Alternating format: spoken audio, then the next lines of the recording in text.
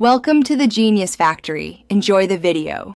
You start by confirming the basics. Truecaller must be installed, and you signed in with the same phone number your carrier uses. Once done, make sure your carrier voicemail is active and you know any PIN required. Carriers sometimes enforce PIN setup first. Now open Truecaller, tap Settings, then Voicemail to begin configuration.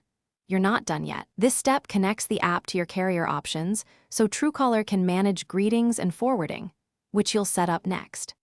You'll now configure Truecaller to handle voicemail. Toggle voicemail on and grant microphone, phone, and storage permissions. Then record or upload your greeting, pick a clear message and language. This is what callers hear, so keep it concise.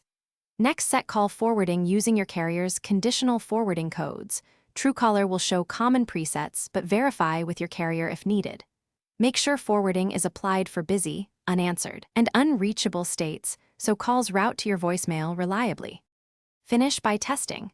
Call your number from a different phone to confirm the greeting, message recording, and notification delivery. If voicemail doesn't trigger, make sure your carrier's voicemail service is active and your conditional forwarding codes were saved correctly. These codes are often the culprit.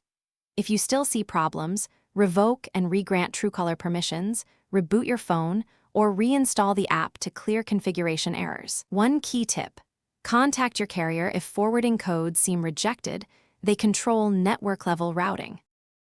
Thanks for watching. If you found this helpful, don't forget to like and subscribe.